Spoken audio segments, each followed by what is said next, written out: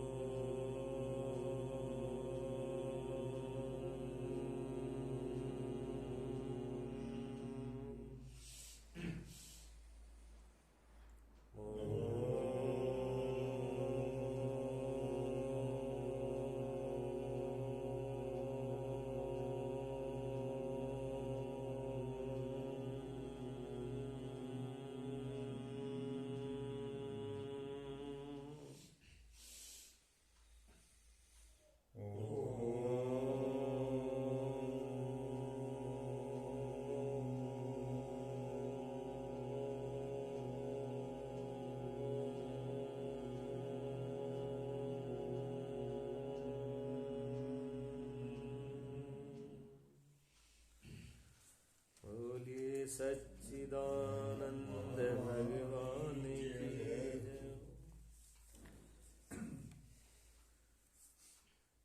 आज की नवमी कला है नवम कला प्रारंभ। अवाच्य सिद्धांत वर्णन इसका नाम है। इसका नाम अवाच्य सिद्धांत वर्णन। एक परमात्मा का सिद्धांत है।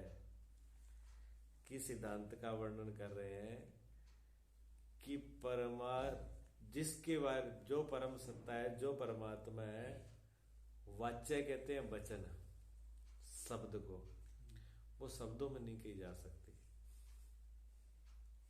शब्द उसको नहीं कह सकते, उसी का वर्णन है। जब शब्द कह ही नहीं सकते, जब शब्दों के द्वारा उसको बताया ही नहीं जा सकता, मन गो गोचर जहां लग जाई तहां तक सब माया समझो भाई।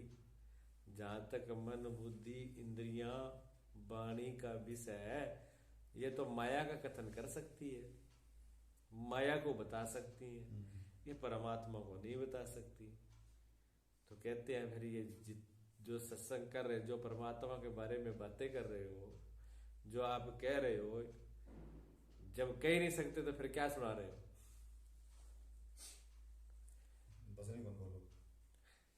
भी जब उसके बारे में बताया नहीं जा सकता, वचन में शब्दों में आता ही नहीं है वो, तो फिर बताना, फिर बताया सब लोग बता रहे हैं, वो तो फिर बेकार में बता रहे हैं, गलती बोल रहे हैं। ठीक है ना? तो दोनों का विरोध हो गया। बता रहे हैं वो शब्दों में आ नहीं रहा, उसका विरोध। जो श्रुति ये शास्त्र गीता भी कहती है, जहां पर सूर्य चंद्रमा का भी प्रकाश नहीं पहुंचता है, मेरा धाम ऐसा है जहां पर जिसको कोई प्रकाशित नहीं कर सकता दूसरा। जो मन से, सूर्य से, चंद्रमा से कोई लाइट वहां तक जाएगी नहीं। जब जाएगी नहीं तो फिर लाइट मार के क्या दिखाना उसको? तो ऐसे शास्त्रों में लिखा है कि वो इसका विषय नहीं है, इनके द्वारा नहीं जाना जा सकता, उसको नहीं जाना जा सकता। जब जाना नहीं जा सकता तो फिर जिसको शब्दों से बताया नहीं जा सकता, फिर उसके बारे में कहना बेकार है। इनका कहने का मतलब यही है।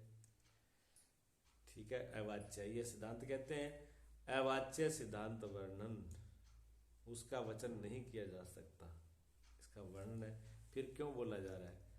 तो उसका कोई अर्थ है, बिना अर्थ के तो बोला नहीं जाए। क्यों? कि सभी महापुरुष बोले, भगवान कृष्ण गीता में का पूरा उपदेश किया उन्होंने, बोले तभी तो ये हुआ। वेद व्यास जी बोले तो उनके शास्त्र रचे गए। गुरु नानक देव जी बोले, उनकी वाणी रची गई। महावीर स्वामी बजे, उनका शास्त्र बना, वो भी रचा गया। ठीक है? गौतम बुद्ध बोले, थोड़े बहुत नहीं, 36 साल तक बोलते रहे, जितने भी महापुरुष हुए, और गुरु जी की उम्र हो गई है 101 वर्ष की, लास्ट तक बोलते रहे, सुनाते ही रहे, बंद किया ही नहीं। इतना बोलने के बाद भी उनसे पूछो, ज्ञानी पुरुषों से, महापुरुषों से, कि आपने बहुत सुना दिया कि हमने कुछ भी नहीं सुनाया। जितना हमने सुनाया है ये समझ लो भी, इस धरती की मिट्टी है ना, कितनी मिट्टी है, इस धरती की में से एक मुट्ठी हाथ में मिट्टी उठा लो, एक मुट्ठी जो सुनाया जाता है वो एक ही मुट्ठी है, बाकी धरती पर कितनी मिट्टी है, वो मिट्टी है, वो ये बाकी है। परमात्मा के बारे में कितना भी सुनाया जाए वो एक मुट्ठी भर ही है, बाकी सब बाकी है। पूरी धरती की मिट्टी कितनी होगी, नापी तो ली जा सकती है नहीं। और जो बोला जा रहा है वो एक मुट्ठी है, बस रेत है। बड़े बड़े महापुरुष बोल के चले गए, उन्होंने बोला वो एक मुट्ठी जितना ही था, इससे ज्यादा नहीं है। तो कुछ चीजें ऐसी हैं विरोध मालूम पड़ रहा है, पर विरोध मालूम पड़ते हुए भी विरोध नहीं होता। इसको स्पष्ट कर देंगे भी, जो बोला जा रहा है उसका कारण कुछ है, और जो वो समझ शब्द में नहीं आता उसका भी, वो भी सत्य है। बोलना भी सत्य है, वो भी सत्य है, दोनों में उसमें कुछ है। उनके लिए समझने के लिए, इन चीजों को समझने के लिए पवित्र बुद्धि, जब तक बुद्धि पवित्र नहीं होती तब तक सही सही वाणी समझ में नहीं आती, सही सही बात समझ में नहीं आती है। को बोला कुछ और जाता है, समझा कुछ और जाता है। हम अशुद्ध बुद्धि वाले अपना अर्थ निकाल लेते हैं, अपना अर्थ, अशुद्ध बुद्धि है वो अपना अर्थ निकालेगा। हमें कहते हैं, अब एक व्यक्ति कपड़े की दुकान पर गया, कपड़े की दुकान पर गया, उसने कहा जी कपड़ा क्या रेट लगाया है? उसने कहा 500 रुपये मीटर।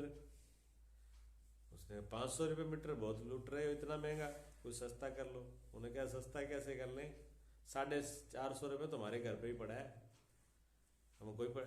तो उसने कहा ठीक है, अगर 450 घर पे पड़ा है तो फिर घर आप हमें घर से दे देना दुकान से मत देना, हम आपके घर पे आ जाएंगे, घर से ले आएंगे। अब उनका बोलने का अर्थ तो कुछ और है, लेकिन वो अपना अर्थ निकाल रहा है। इसी प्रकार जो बोला जा रहा है, जो कुछ किया जा रहा है, महापुरुषों ने बोला है, उनका भी अर्थ है, लेकिन हमारे, अगर हमको समझ में नहीं आ रहा, हमको समझ में नहीं आ रहा, तो उसका मतलब यह है कि हमारी बुद्धि अशुद्ध है, हमारी बुद्धि में फर्क है। तो बुद्धि शुद्ध के लिए क्या होता है कि पहले सब महापुरुष ये कहते हैं योग करो, प्राणायाम करो, ध्यान करो, सुमरण करो, सेवा करो, बड़ों का मान सम्मान करो, दान पुण्य करो। ये सब करने से क्या बुद्धि निर्मल होती है, पवित्र होती है। जो व्यक्ति धर्म कर्म में लगा हुआ है, दूसरे की सेवा में लगा हुआ है, दान पुण्य में लगा हुआ है, सत्संग श्रवण करता है, संतों की सेवा, गौओं की सेवा करता है, कोई भी धर्म के कार्य हैं जितने भी, और सिमरण ध्यान भी करता है, इतना करते करते उसकी बुद्धि एक तप जाती है लोहे की तरह। आपने देखा ना लोहा, लोहे को अगर आप सीधा मोड़ना चाहो तो वो नहीं मुड़ता है, जब पक्का लोहा है तो बिल्कुल ही नहीं मुड़ेगा। तो फिर एक काम करते हैं, उसको तपा देते हैं, तपा के उसको बिल्कुल लाल कर देते हैं अग्नि जैसा, फिर उसको कैसे ही मोड़ लो, जैसे मोड़ोगे वैसे मुड़ जाएगी। तो ये बुद्धि तप के द्वारा, ये क्या सब चीजें तप है, जो भी स्मरण करना, योग करना, ध्यान करना, सेवा करना, ना दान पुण्य करना, ये उसके द्वारा बुद्धि शुद्ध हो जाती है, तप जाती है। तप जाती है तो पवित्र हो जाती है, पवित्र हो जाती है तो फिर उसको सही सही जो सदगुरु उपदेश देते हैं, जो श्रुति, जो महापुरुष, उनका उपदेश जैसा वो बोलते हैं वैसा फिर वो पकड़ने लगता है कि हाँ, जैसे कि जैसे शीशा साफ हो, शीशा बिल्कुल साफ हो तो उसमें देखने में देर नहीं लगती, तुरंत सामने करो, चेहरा तुरंत सामने है। और शीशा टूटा फूटा, दरारें पड़ी हुई हैं, बड़ी दिक्कत है। फिर और भी ज़्यादा दिक्कत है, अगर टूटा फूटा है, उसमें जंगाल आ गया, पीछे कई बारी देखा उसी पीछे से पालिश उतर जाती है, पानी गिर जाता है, तो फिर जोर लगाओ अपना, तेरा दिखेगा नहीं। हाँ, थोड़ी बहुत अगर मिट्टी है, धूल है, तो क्या करोगे, पोंछ लोगे पहले। थोड़ी बहुत अगर धूल मिट्टी है तो आप सबसे पहले हम शीशा को पोंछते हैं। पोंछने के बाद में फिर अपना देखने के पहले पहले शीशे को देखते हैं, शीशा कैसा है, पहले दृष्टि शीशे पे जाती है। शीशा अगर गंदा है तो पहले हम शीशे को पोंछते हैं, शीशे को साफ करके फिर हम अपने आप के स्वरूप को, अपने प्रतिबिंब को देखते हैं, उसके बाद में अपने को देखते हैं। पहले ध्यान सीधा शीशे पर जाता है, क्योंकि अगर सीधा शीशा ही अशुद्ध है तो फिर चेहरा दिखाई देगा ही नहीं, ठीक है ना। तो महापुरुष भी सबसे पहले, संत और सदगुरु को सबसे ज्यादा खुशी पता किस बात से होती है, भगवान को भी। आप क्या चढ़ा रहे हो, जल चढ़ा रहे हो, फल चढ़ा रहे हो, पैसा चढ़ा रहे हो और सेवा कर रहे हो, शायद इतनी खुशी उन चीजों से उनको नहीं होती, गुरु सदगुरु को नहीं होती, भगवान को भी नहीं होती है। जब गुरु के पास कोई ऐसा व्यक्ति आ जाता है जिसका हृदय, मन और बुद्धि बिल्कुल निर्मल और पवित्र है, उनको बड़ी खुशी होती है। वो एक मौके कुछ नहीं चढ़ाए, वो नहीं, उसके बाद चढ़ाने को कुछ भी नहीं है, लेकिन पवित्र हृदय, पवित्र बुद्धि वाला व्यक्ति जब आ जाता है तो उसको, उनको देख के बड़ी प्रसन्नता होती है। छल छिद्र कपट जाके, छल छिद्र कपट जाके हृदय ना आई, जिसके हृदय में छल छिद्र कपट नहीं है, ताकि हृदय बसे रघुराई। कहते हैं परमात्मा उसके हृदय में साक्षात बसते हैं, वास करते हैं। हृदय पवित्र होता है, पवित्र बुद्धि और पवित्र हृदय की महिमा बहुत बड़ी है। और आदमी क्या करता है, अगर सब कुछ करके भी, दान करके, पुण्य करके, ये सब कुछ करने के बाद सेवा करके भी अगर अभिमान आ जाए, विद्या पढ़ करके भी अभिमान आ जाए, तो वो उससे भी बड़ा दोष है, फिर तो उसको और भी ज्यादा मलिन कर लिया। तो जो विद्या है, जो शास्त्र है, जो सत्संग है, जो श्रवण, इसको पढ़ने से क्या है, ये हमारे अंदर आ जाए, ये चीजें हम समझ लगे, हम अपने दोषों को कम कर दें। जितनी समझ में आती जाएगी दोष अपने आप, अगर सही समझ में आ रही है तो दोष अपने आप ही हटते जाएंगे। और जहां दोष हट जाता है, गुरुदेव कहते हैं जहां पर दोष हट जाता है वहां गुण अपने आप प्रकट हो जाता है, क्योंकि गुण तो वहां पहले ही है, दोष ने उसको ढक दिया था, दोष ने गुण को ढक दिया था, गुण तो पहले ही वहां पर है। सूर्यों के सामने बादल आ गए, बादल हमने हटा दिए, अब सूर्यों को भी लेना पड़ेगा क्या? बादल हटने के बाद सूर्य तो सामने ही है, वो तो है पहले ही, वो पहले ही है। पर्दा सिर्फ बादल का था, पर्दा सिर्फ दीवार का था, पर्दा सिर्फ कपड़े का था, वो पहले से मौजूद है। तो वो चीज पहले से ही है वहां पर, सिर्फ हमको आगे से पर्दा ही हटाना चाहिए। तभी तो कहा, देखो घूंघट के पट खोल तुए पिया मिलेंगे, मीरा का भजना गाते हैं, जलोटा भी गाते हैं। घूंघट के पट खोल तुम्हें पिया मिलेंगे, हमने आगे घूंघट डाल रखे हैं, कचरों के, धारणाओं के, इच्छाओं के, वासनाओं के, अहंकार के, राग द्वेष मोह ममता की, ये पर्दे डाल दिए आगे। ये पर्दे हट जाए तो प्रियतम, प्रिया जो है, प्रियतम कौन है? वही तो जो अंदर बैठा है, प्रियतम तो वही है, वही सबसे प्रिय है हमारा, वही प्रिय, वही प्रियतम है, वही प्रिय ही तो प्रियतम है, वो मिलेगा। वो अगर पर्दे हट जाए तो वो सामने बैठा है, उसी प्रियतम को सदगुरु कहते हैं, उसी को ही परमात्मा कहते हैं। गुरु का भी वही रूप है, गुरु कोई अलग नहीं है। इसलिए तो कहते हैं ना, गुरु को अगर हम देखेंगे दूर है, गुरु को अगर हम शरीर मानेंगे तब तो शरीर के साथ कितनी देर बैठेंगे हम? बहुत थोड़ी देर बैठेंगे, ज्यादा देर कितनी देर बैठेंगे? फिर गुरु हमारा कितने दिन ध्यान रखेंगे? क्योंकि गुरु का शरीर तो सीमित है, फिर उनको कैसे रखेंगे? अगर गुरु को रखेंगे हम बुद्धि में याद बना करके, तो बुद्धि में भी याद स्मृति जो है वो भी बहुत बार आएगी, बहुत बार जाएगी। यानी ये बुद्धि में एक बात तो है नहीं, हजारों बातें हैं, और उसी कोने में एक गुरु की याद भी रख ली, तो वो भी ज्यादा देर नहीं निकलेगी, कभी याद आएगी कभी भूल जाएंगे, कभी याद आएंगे कभी भूल जाएंगे। इसलिए बुद्धि में नहीं, तीसरी जगह सदगुरु का स्थान है हृदय, आत्मा दृष्टि, जिसको कहते हैं श्रुति में। सूरत जब लग जाती है अपने साथ, एक जो ज्ञान रूप है, जो प्रेम रूप है, जो सूरत रूप है, वो हमेशा हमारे साथ रहते हैं। तो ज्ञान रूप में जो गुरु हैं सच्चिद, वो ज्ञान जो है वो हमेशा साथ में रहता है। ज्ञान कभी हटता नहीं, इसलिए गुरु की कभी हटते नहीं, वही परमात्मा सत्ता है। ठीक है ना। तो ये चीजें जब आ जाती हैं हृदय में, तो फिर ये बातें समझनी बड़ी आसान हो जाती है, फिर समझने में कोई दिक्कत नहीं है। भी ये बात समझ में आएगी नहीं, समझने आने लगती हैं। तो कहते हैं अवाच्य सिद्धांत वर्णन, ब्रह्म अहि मन बानी अगोचर, शास्त्र उर संत कहें उर ध्यावें, वेद वंदे लक्षणा आदि किरीत रुहु, वृत्ति आपती जानो मन लावे, है जो सदा आदि विधे विशेषण, वे असद आदि के भिन्न कहावे, सत्य अपेक्षित आदि विरोध जो अंश तजे परमार्थ लखावे,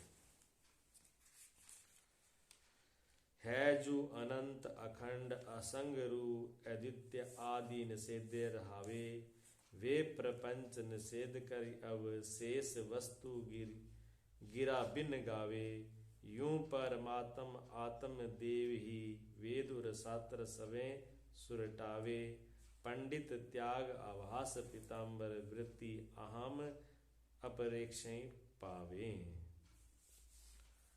कहते हैं ब्रह्म आत्मा जब वाणी का विषय नहीं है, तब सत्य चित्त आनंद आदि विशेषण वर्णनते कैसे कही है।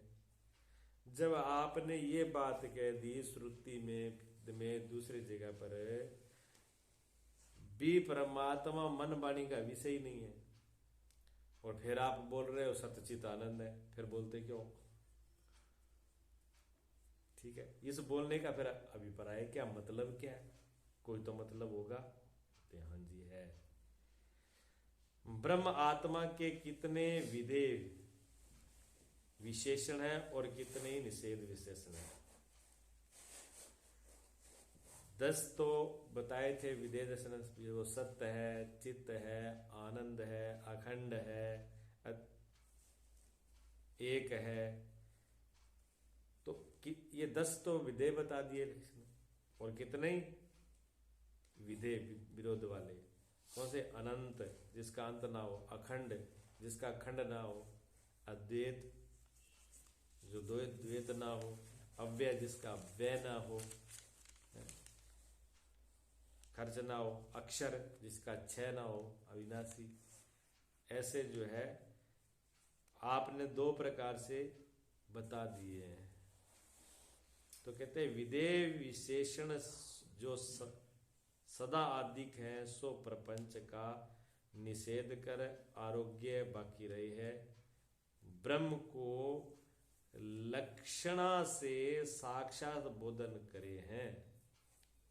अब एक बात यहां पर इन्होंने जो दी है, लक्षणा 100 में,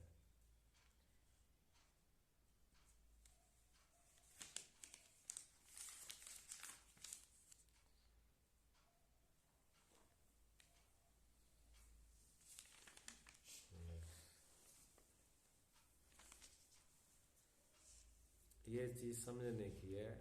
जब ये समझ में आएगी तो दोनों बातें समझ में आ जाएगी। लक्षणा की टिप्पणी ने दी है कि माया और प्रपंच में आपेक्षिता सत्यता है और ब्रह्म विषय निरपेक्षता है, दोनों मिलके सत्य पद का वाच्य अर्थ। पहले एक चीज समझ लें, फिर वो समझ में आ जाएगी। समझ, वाच्य अर्थ और लक्ष्य अर्थ। वो कहते ये बात ठीक है आप जो कह रहे हो कि परमात्मा मन वाणी का विषय नहीं है, शब्दों से नहीं कहा जा सकता। तो वो कह रहे हैं कि हम शब्दों से क्या कह रहे हैं, हमने ये बात तो कही नहीं भी शब्दों से परमात्मा को कहा जा सकता है, पर दो चीज है उसके अंदर। शब्द के अंदर एक शब्द का वाच्य अर्थ होता है और एक लक्ष्य अर्थ होता है, दो चीजें हैं। तो वाच्य अर्थ में तो वो नहीं आता कभी भी, लेकिन शब्द के लक्ष्य अर्थ किया जाता है, संकेत किया जाता है शब्द से। ठीक है। अब एक जगह पर 10 आदमी बैठे हुए हैं, जैसे यहीं बैठे हुए हैं,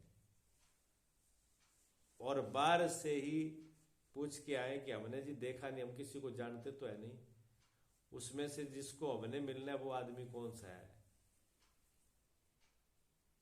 तो बाहर से ही आपको एक चीज बता दी जाएगी कि इतने उन लोगों के अंदर जो ज्यादा उम्र के होंगे, बड़ी बड़ी मूंछें होंगी और साफा बांधा होगा और चादर कुर्ता पहना होगा, ऐसा व्यक्ति जो होगा उनका ये नाम है, उनसे मिलना है आपको। अब जो ये बातें सारी बता दी, वो क्या आकर के देखेगा, ये उसके शब्द में तो क्या हो गया, शब्द में तो उनका अर्थ है, लेकिन लक्ष्य क्या है, उन व्यक्ति से मिलना। अब जैसे जैसे लक्षण उनके अंदर देखेंगे कि हाँ ये लक्षण बताए हैं, तो ये चीज यहां पर है, यही व्यक्ति है, चलो वो तो बता दिया। दूसरी जगह हमें जाना है, अनजान जगह जाना है, और एड्रेस दिया है मकान का, कि एड्रेस जो मकान का एड्रेस दिया उसके कहते हैं मेरे घर के सामने एक बहुत बड़ा टावर लगा हुआ है, और जो टावर के सामने वाला घर है वही है इतने इस गली के अंदर। अब वो टावर को बोला किसको गया है, टावर को। टावर क्या है, निशान, संकेत है, चिन्ह है। अब वो टावर को बता रहे हैं जो उसके घर को बता रहे हैं, ये बताओ। बोला जा रहा है टावर के बारे में और पहुंचना कहाँ है, घर में, पहुंचना घर में। ठीक है। तो दो शक्तियां काम कर रही है, लक्ष्य अर्थ, वाच्य अर्थ, लक्ष्य अर्थ। वाच्य का जो अर्थ है, जो वचन किया जा रहा है, उसका जो लक्ष्य अर्थ है, उसके अंदर एक अर्थ है बोलने का। उस अर्थ, वो वचन क्यों बोला जा रहा है, वो किसी अर्थ के लिए बोला जा रहा है। बात वचन से नहीं है, बात अर्थ से है।